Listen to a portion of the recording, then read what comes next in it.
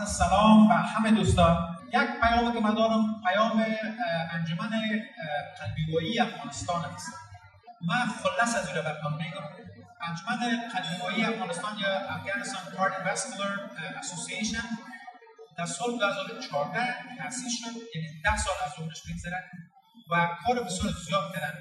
شاید در قدم اول اینقدر مهم معلوم نشه، اما وقتی که آدم مقایسه میکنه در زمانی که من فاکولته بودم و مسئله نود این بود که یک پروسیجر بسیار پیشرفته در امریکا و کار میره که به نام کاردیاک کاتتریزیشن یاد میشه و او $8,000 قیمتش است.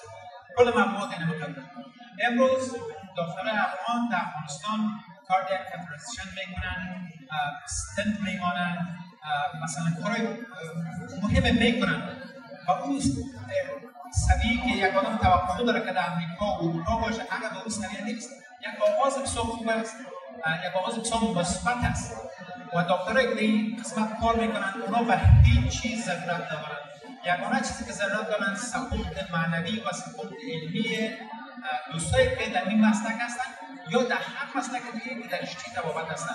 برای اینکه در قبیل از اینکه اونا مثلا اول خب این انجمن شامل تمام دیپارتمنت‌های قلبی‌وایی یا کاردیولوژی شفاخانه دولتی و شفاخانه خصوصی و پانتون خصوصی است، یعنی همه که در بر میگیره و دیگر کارهایی که اینا انجام میدن نه تنها ترینینگ دکتراست بلکه ترینینگ رزیدنت‌ها و مهمتر از همه ترینینگ خود جامعه است که سطح دانش اجتماعی مردم اگر بلند میره اونا بقدر رو به صحت خود متوجه میشن.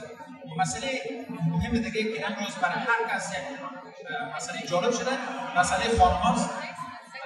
انجمن کاردیوواسکولار تونسته برای اولین بار دکترای ایناس در بخش کاردیوواسکولار ترین کنن و اونا آمدن خدمات بسیار مهمه در این بخش برای مردم عرضه میکنن. بازم میگیم با او امکانات محدود که در افغانستان است و نظر من کارشان فوق‌العاده قابل تمجید است و دوستایی که در این قسمت علاقه دارن وبسایت از یا کنکشن از ما در فیسبوک خود هم میمانم ناصر مریم و دیگر در فیسبوک به نام دکترز فور افغانستان در اونجا میمانم.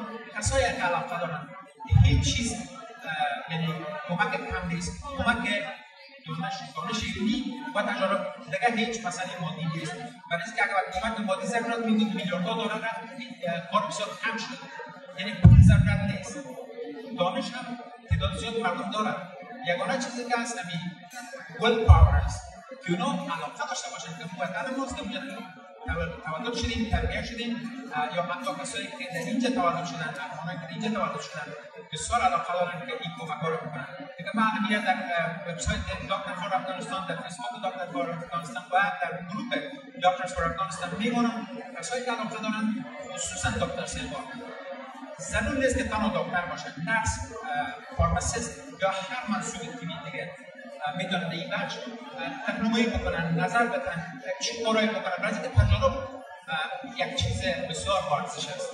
یک جمع تشکر از همتان تشکر و از دعوت ما به این محفل از شما تشکر می‌کنیم.